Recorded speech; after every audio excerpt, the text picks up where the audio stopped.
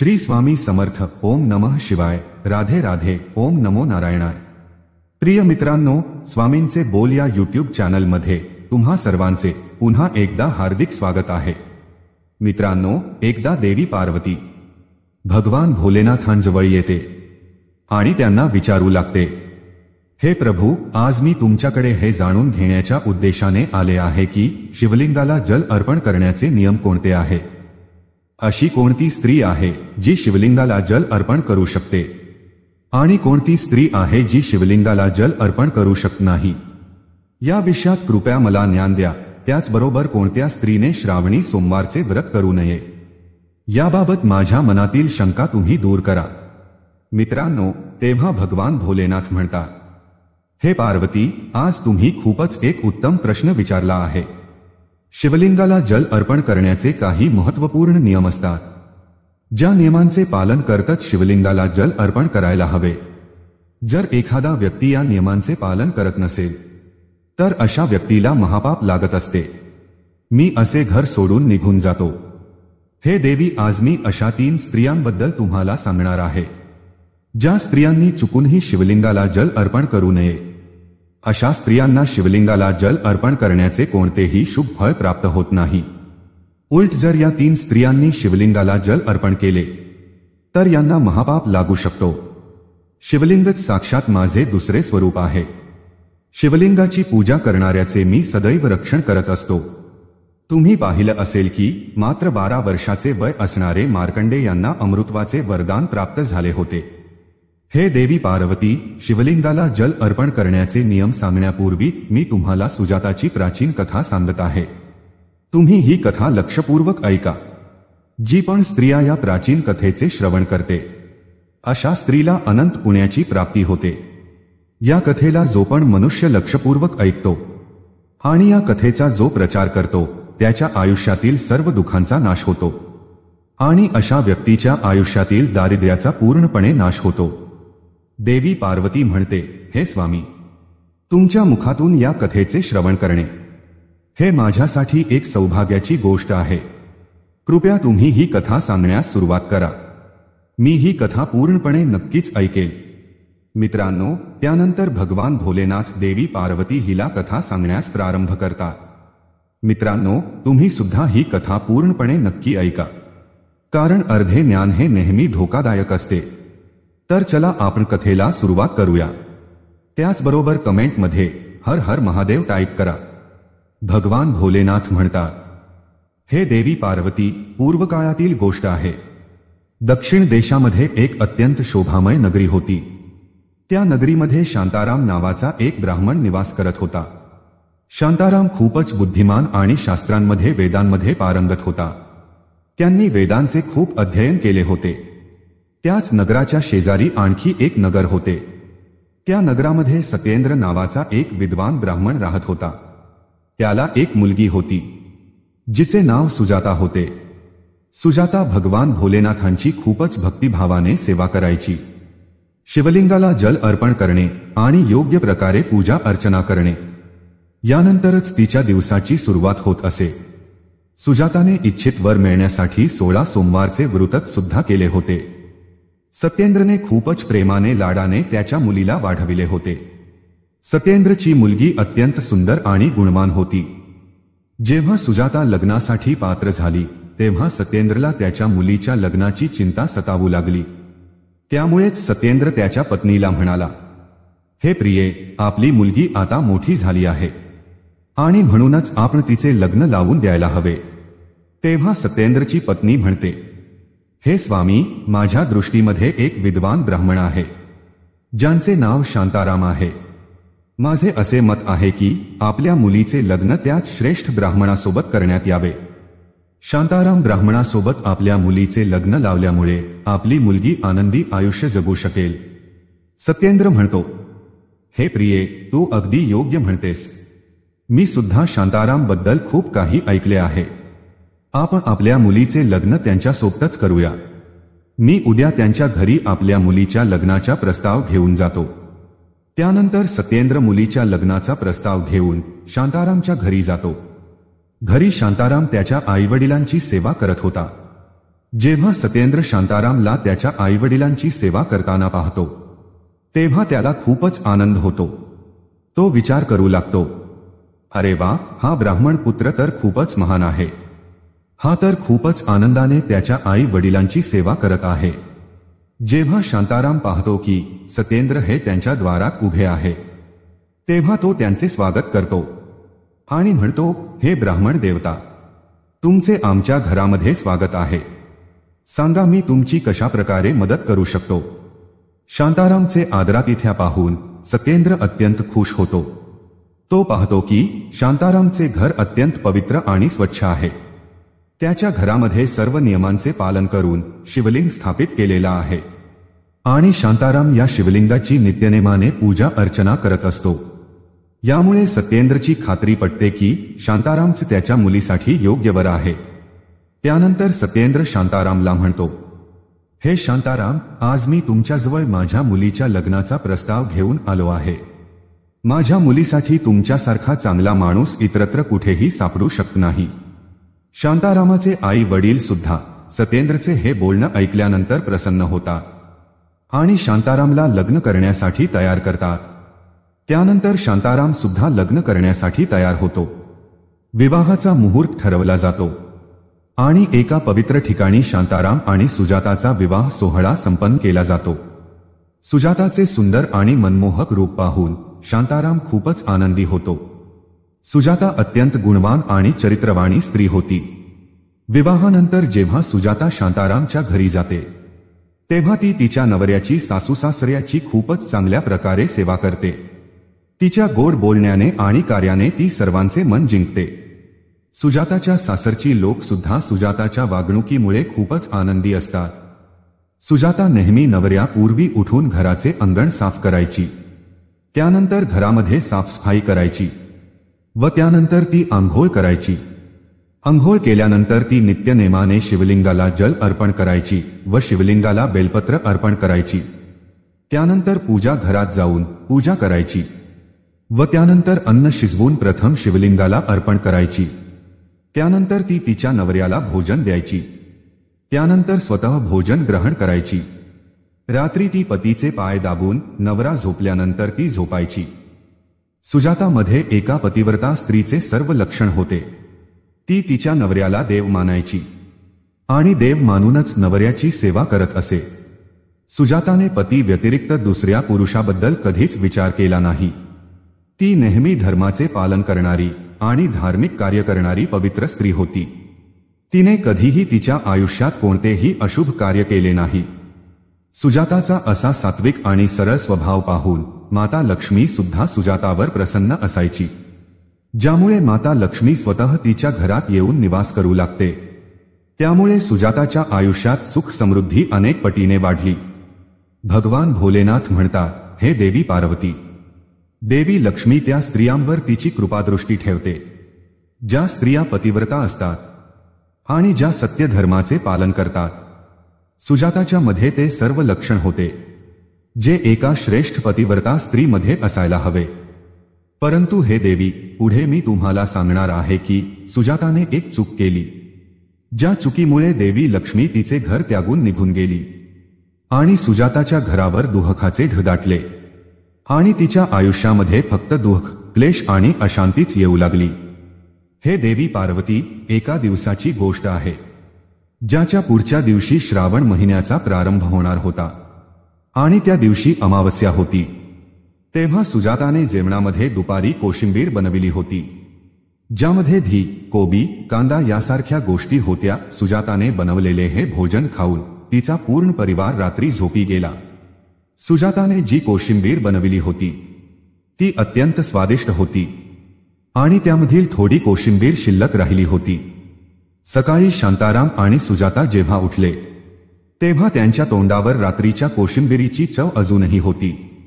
त्यामुळे ती शिल्लक राहिलेली कोशिंबीर त्या दोघांनी सकाळी खाल्ली. मित्रांनो, असं म्हणतात की कांद्याच्या अतिसेवनामुळे माणसाची काम इच्छा वाढते आणि आता त्या दोघांसोबत तेच घडले. सकाळी सुजाताचा नवरा अत्यंत कामुक होऊन सुजाताच्या जवळ आला व त्यानंतर त्याने सुजाता सोबत संबंध स्थापित केला, ज्यामुळे सुजाताचे शरीर अपवित्र झाले परंतु सुजाताचे मन सुद्धा कामाच्या प्रभावांमध्येच होते आणि त्यामुळेच ती तिचे नित्य नियम विसरून गेली. तिने नवऱ्यासोबत संबंध ठेवल्यानंतर आंघोळण करता शिवलिंगाला स्पर्श केला आणि शिवलिंगाला जल अर्पण केले, ज्यामुळे सुजाताच्या शरीरामध्ये महामोहाने प्रवेश केला. भगवान भोलेनाथांनी क्रोधित होऊन सुजाताचे घर त्यागले. सुजाताच्या या अपवित्र अवस्थेला पाहून भगवान भोलेनाथ त्यांच्यात भक्तावर क्रोधित होऊन तिथून निघून जातात. त्याचबरोबर सुजाताच्या शरीरामध्ये प्रवेश केलेल्या त्या महामोहाने सुजाताला सर्व धार्मिक कार्यापासून दूर ठेवले. त्याचबरोबर महामोहाने सुजाताचे सर्व श्रावणी सोमवारचे पुण्य नष्ट केले. सुजाता आणि तिच्या नवऱ्याने नकळतपणे कांदा आणि लसूण यांचे सेवन केलं होतं. त्याचबरोबर सोमवारी सुजाताने सेंधा मिठाचे सेवन केलं होतं, ज्यामुळे तिचे व्रत सुद्धा विफल झाले होते. जे व्रत केल्यामुळे मनुष्याला महापुण्याची प्राप्ती होत असते, परंतु सुजाताने नकळतपणे केलेल्या चुकांमुळे ती महापापाची भागीदारांनी बनत होती. महामोह यांनी सुजाताच्या शरीरामध्ये वास केल्यामुळे सुजाताची मती भ्रष्ट होते, ज्यामुळे याचा विपरीत परिणाम सुजाताच्या नवऱ्यावर सुद्धा झाला आणि तो सुद्धा नेहमी कामातून राहून सुजाता सोबत राहू लागला. त्याचं मन नेहमी कामांमध्ये मग्न असायचे. मग एके दिवशी सुजाताच्या नवऱ्याने सर्व सीमा ओलांडल्या आणि त्याने सुजाताच्या मासिक धर्माच्या काळातच तिच्यासोबत संबंध ठेवला, ज्यामुळे सुजाताच्या शरीरामध्ये निवास करत असलेल्या ब्रह्महत्येच्या पापाने तिच्या नवऱ्याच्या शरीरामध्ये प्रवेश केला.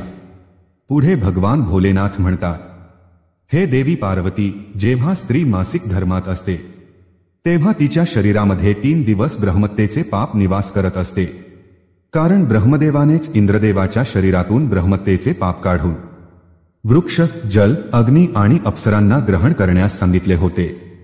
आणि त्याच दिवसापासून स्त्रियांच्या शरीरामध्ये मासिक धर्मामध्ये ब्रह्महत्येचे पाप निवास करत असते. आणि जो पण पुरुष मासिक धर्माच्या वेळी स्त्रीला स्पर्श करतो, तिच्या सोबत संबंध ठेवतो, तेव्हा हे पाप त्या पुरुषाच्या शरीरामध्ये प्रवेश करते आणि तेच ब्रह्महत्येचे पाप सुजाताच्या नवऱ्याच्या शरीरामध्ये प्रवेश करते, ज्यामुळे तो जमिनीवर पडतो. त्याला लगेचच कुष्ठरोग झाला. त्याचे अंग जळजळ करू लागले. शरीरावर अनेक जखमा झाल्या. तो यातनेने ओरडू लागला, हे देवा, माझ्याकडून खूप मोठे पाप झाले आहे. मला सर्व काही माहीत असूनही मी हे गोड पाप केले आहे. हे भोलेनाथ, आता माझे रक्षण कोण करणार? सुजाताची सासू लगेच त्या ठिकाणी येते. तेव्हा तिने पाहिले की तिचा मुलगा कुष्ठरोगाने ग्रस्त होऊन जमिनीवर पडला आहे. ती रागात येऊन सुजाताला म्हणू लागली, अग हे कुलटे, पापिणी, तू हे काय केले आहेस? तू तुझ्याच नवऱ्याचा धर्म भ्रष्ट केला आहेस. नवऱ्याची ही अशी अवस्था पाहून सुजाता खूपच घाबरते आणि ती जोर जोरात रडू लागली. ती सासूबाईला म्हणाली, सासूबाई, मला क्षमा करा. माझ्याकडून खूप मोठी चूक घडली आहे. कामाच्या प्रभावांमध्ये माझ्याकडून हा अपराध घडला आहे. सुजाताची सासूबाई म्हणते, पापीनी, तू या घरातून आत्ताच निघून जा. तुझ्यासारख्या पापी स्त्रीला या घरामध्ये अजिबात जागा नाही. तू माझ्या मुलाच्या आयुष्याला नरका सामान केले आहे. सुजाता म्हणते, सासूबाई, मी कुठे जाऊ? माझ्या नवऱ्या व्यतिरिक्त माझा दुसरा कोणीही नाही. मी त्यांच्याशिवाय जिवंत राहू शकत नाही. तेव्हा सुजाताची सासू म्हणते, तुला वाटेल ते कर. कुठे जाऊन जीव दे, परंतु तू आता या घरात राहू शकत नाहीस. इतके म्हटल्यानंतर सुजाताच्या सासूने सुजाताला धक्के मारून घरातून बाहेर काढले. त्यानंतर सुजाता दुःखी होऊन घरातून निघून गेली. तिला तिच्या चुकीचा खूपच पश्चाताप वाटू लागला. तिला काहीच समजत नव्हते की काय करावे. सुजाता चालत चालत एका जंगलात पोहोचते. त्याच जंगलामध्ये एक शिवमठ होते. तेव्हा ती त्याच मठामध्ये मदत मागण्यासाठी जाते. तेव्हा तिथे कोणीही नसते. सुजाता त्याच मठात जाऊन बसते आणि तिच्या चुकीबद्दल विचार करू लागते. मग काही वेळानंतर एक ऋषी तिथे येतात, जे त्या मठाचे पुजारी असतात. जेव्हा ते ऋषी एका स्त्रीला मठामध्ये दुःखी अवस्थेत पाहतात, तेव्हा ते आश्चर्यचकित होतात आणि जवळ जाऊन त्या स्त्रीला विचारतात, हे कल्याणी, तू कोण आहेस आणि तुला असे कोणते दुःख आहे ज्यामुळे तू इथे एकटी बसली आहेस? तुझ्या दुःखाचे कारण काय आहे? काही खाजगी गोष्ट नसेल तर तू मला सांगू शकतेस. मी तुझी मदत करू शकेल. तेव्हा ती स्त्री म्हणते, हे मुनिवर, माझे नाव सुजाता आहे. माझ्याकडून एक मोठी चूक घडली आहे, ज्यामुळेच मी माझ्या कुटुंबापासून विभक्त होऊन इथे आले आहे. तेव्हा ते ऋषी म्हणतात, हे देवी, तू हे काय म्हणत आहेस? तू कोणते पाप केले आहेस? मला सर्व काही विस्तार स्वरूपात सांग, जेणेकरून मी तुला काही मदत करू शकेल. सुजाता म्हणते, हे मुनिवर, माझ्याकडून एक घोर अपराध घडला आहे. मासिक धर्माच्या वेळी मी माझ्या पतीसोबत संबंध ठेवला, ज्यामुळे माझ्या पतीला कुष्ठरोग झाला आहे आणि ते यातना सहन करत आहे. तेव्हा ते ऋषी म्हणतात, हे कल्याणी, तू काळजी करू नकोस. तुझ्याकडून जे पाप घडले आहे त्या पापाचे प्रायचित्त कर. तुला या पापापासून मुक्ती नक्की मिळेल. तू या मठात राहून भगवान भोलेनाथांची पूजा कर. रोजच्या रोज शिवलिंगाला जल आणि बेलपत्र अर्पण कर. भगवान भोलेनाथ हेच या सर्व ब्रह्मांडाचे कर्ता करविता आहे. त्यांच्या सानिध्यांमध्ये जो कोणी येतो त्याचा ते उद्धार निश्चितच करतात. आणि तू भगवान भोलेनाथांची अशा प्रकारे पूजा केल्यामुळे तुझा नवरा सुद्धा लवकरच बरा होईल. त्यानंतर सुजाता तिथेच त्याच मठात राहून भगवान भोलेनाथ आणि शिवलिंगाची नित्यनेमाने पूजा करू लागते. रोज आंघोळ करून ती ब्रह्मचर्याचे पालन करून शिवलिंगाला जल अर्पण करते आणि शिवलिंगाला बेलपत्र अर्पण करते. त्यानंतर त्या मठामध्ये जेवढ्या गायी होत्या त्या सर्व गायींची सेवा करते. त्यानंतर सुजाता दिवसभर त्या मठामध्ये असणाऱ्या भगवान भोलेनाथ यांच्या मूर्ती समोर बसून त्यांची पूजा करत असते आणि पुन्हा तिचा नवरा बरा होण्यासाठी 16 सोमवारचा व्रत करते. अशा प्रकारे 1 वर्ष निघून जातो. दुसऱ्या बाजूला भगवान भोलेनाथ सुद्धा सुजाताची परीक्षा घेत असतात. आता पुढच्या वर्षातल्या श्रावण महिन्याला प्रारंभ होतो. तेव्हा ते साधू महाराज म्हणतात, मुली, तू या श्रावण महिन्यामध्ये सर्व श्रावणी सोमवारचे उपवास कर. भगवान भोलेनाथांची सदैव पूजा अर्चना कर आणि लक्षात ठेव, आता तू कोणतीही चूक करू नकोस. आता मी तुला श्रावणी सोमवार या व्रताच्या बाबतीत विस्तार स्वरूपात सांगतो. तू लक्षपूर्वक ऐक. कुठल्याही स्त्री पुरुषाने श्रावण महिन्यामध्ये कोणत्याही प्रकारच्या तामसिक पदार्थाचे सेवन करू नये. हे मुलीच, शिवलिंगावर भगवान भोलेनाथांच्या पूजेमध्ये शंखाचा वापर करावा. शिवलिंगाला कधीही हळद, कुंकू किंवा सिंधू अर्पण करू नये. तू नेहमी पूर्ण भक्ती भावाने खऱ्या मनाने भगवान भोलेनाथांची पूजा अर्चना कर. ते नक्कीच तुझ्या सर्व इच्छा पूर्ण करतील. मित्रांनो, आता सुजाता अशाच प्रकारे भगवान भोलेनाथांची पूजा अर्चना करत असते, परंतु तिला कोणताही साक्षात्कार किंवा अनुभव येत नाही. त्यामुळे निराश होऊन ती एके दिवशी आत्महत्या करण्याचा विचार करते, कारण तिच्या आयुष्यामध्ये कोणत्याही प्रकारची सुधारणा तिला दिसत नव्हती. तेव्हा शिवमठाच्या बाजूला असणाऱ्या नदीजवळ ती जाते आणि भगवान भोलेनाथांचे स्मरण करत ती जलसमाधी घेते. परंतु त्याच वेळेला तिथे एक चमत्कार घडतो.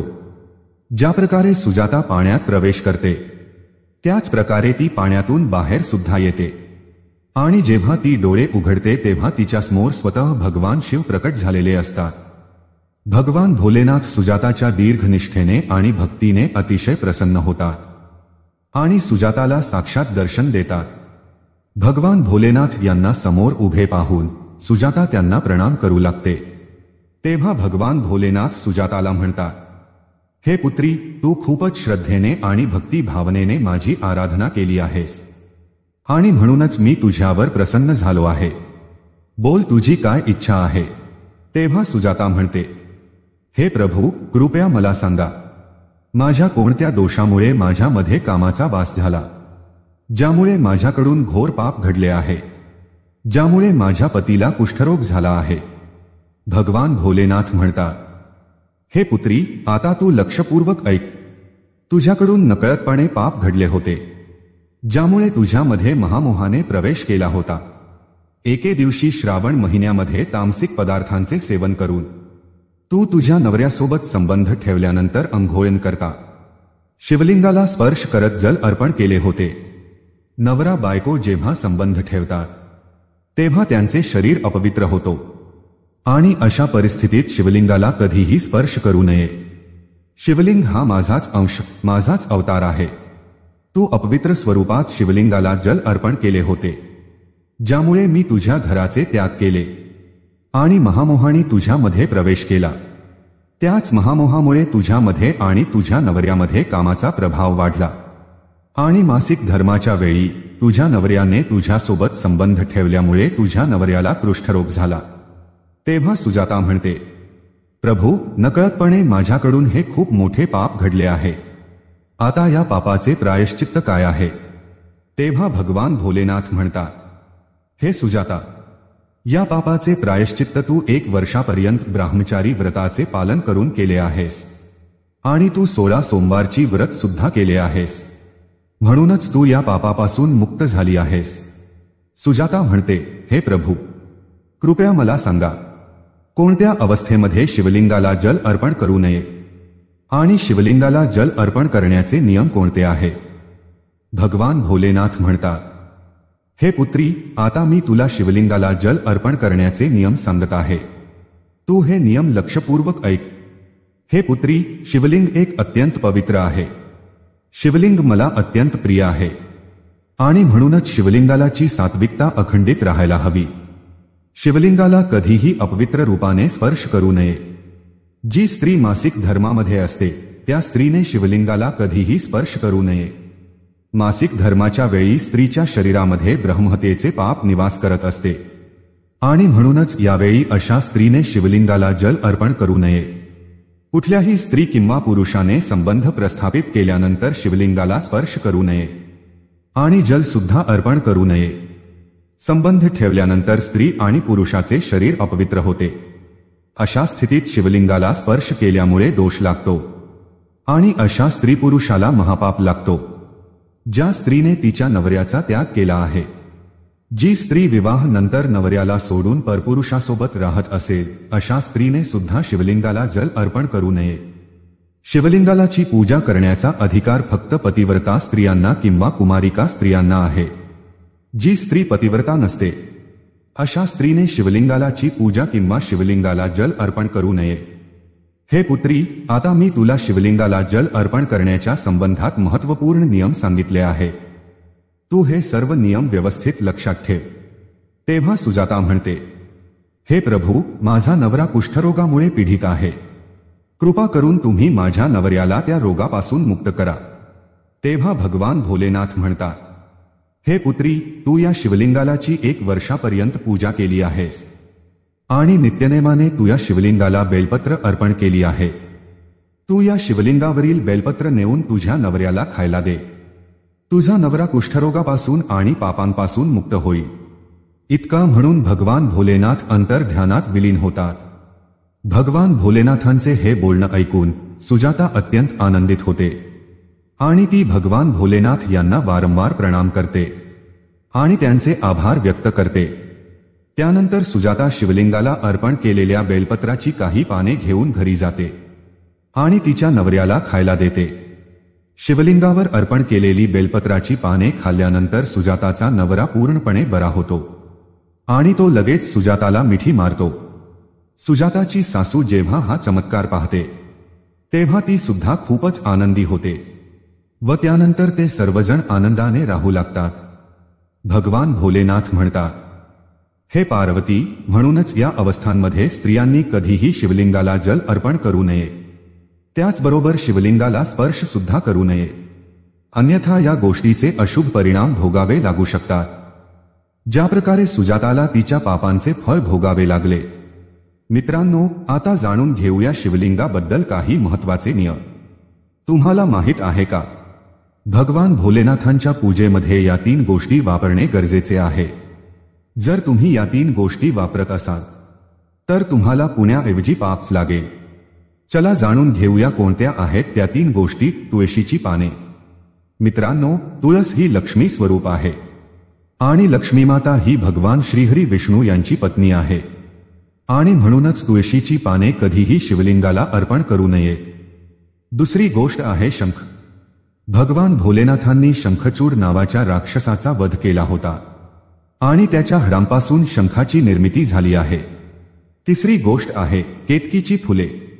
पुराणानुसार भगवान श्रीहरी विष्णू आणि ब्रह्माजी यांच्या वादामध्ये केतकीने ब्रह्माजींच्या खोट्यामध्ये त्यांची साथ दिली होती भगवान भोलेनाथ या विवादामध्ये निर्णय करता या भूमिकेमध्ये होते. भगवान भोलेनाथांनी केतकीचे खोटे पकडले आणि तिला शाप दिला की तुझ्या फुलांचा वापर माझ्या पूजेमध्ये कधीच केला जाणार नाही. भगवान भोलेनाथांना पिवळ्या आणि पांढऱ्या कन्हेराची फुलं अत्यंत प्रिय आहेत. तुम्ही ही फुलं भोलेनाथांना अर्पण करू शकता. धुर्याची फळे आणि फुले सुद्धा अर्पण करू शकता. त्याचबरोबर शिवलिंगावर दूध आणि चंदनाचा लेप लावणे सुद्धा शुभ मानले गेले आहे. पुराणमध्ये शिवलिंगालाच ब्रह्मांडाचा केंद्र मानले गेले आहे. यात शिवलिंगापासून समस्त ब्रह्मांडाला ऊर्जा प्राप्त होत असते आणि शिवलिंगातूनच या सर्व समस्त ब्रह्मांडाची उत्पत्ती झाली आहे. म्हणूनच शिवलिंगाला ऊर्जेचा केंद्र मानले गेले आहे. त्यामुळे शिवलिंग जवळ अशी कोणतीही गोष्ट ठेवू नये ज्यामुळे शिवलिंगातून निघणारी ऊर्जा नकारात्मक ऊर्जेमध्ये बदलली जाईल. वास्तुशास्त्रानुसार जर अशा गोष्टी शिवलिंगाजवळ ठेवल्या जात असतील तर घरातील वातावरण नकारात्मक होते. जसे की एकत्रित 2 शिवलिंग, तुळशीचे रोप, त्याचबरोबर नंदी सुद्धा शिवलिंगाजवळ ठेवू नये. नंदीला शिवलिंगाच्या थोड्या अंतरावर ठेवावे. पूजेच्या ठिकाणावर किंवा आजूबाजूला अशुभ समजल्या जाणाऱ्या वस्तू ठेवू नयेत. जसे की चमड्याच्या वस्तू, मृत व्यक्तीच्या अस्थी मंदिराच्या आजूबाजूला ठेवू नयेत. जो व्यक्ती शिवलिंगाला जल अर्पण करत असताना 1,00,000 वेळा मृत्युंजय मंत्राचा जप करतो त्याच्या शरीरातील सर्व रोग दूर होतात आणि त्याचे शरीर शुद्ध होते. जो मनुष्य 2,00,000 वेळा मृत्युंजय मंत्राचा जप करतो अशा व्यक्तीला त्याच्या पूर्वजन्मातील गोष्टींचे स्मरण होऊ लागते. जो व्यक्ती 3,00,000 वेळेला महामृत्युंजय मंत्राचा जप करतो अशा व्यक्तीला त्याला इच्छित असणाऱ्या सर्व वस्तूंची प्राप्ती होते. मित्रांनो, अशा आहे तुम्हाला ही कथा आवडली असेल. व्हिडिओ आवडला असेल तर लाईक करायला विसरू नका.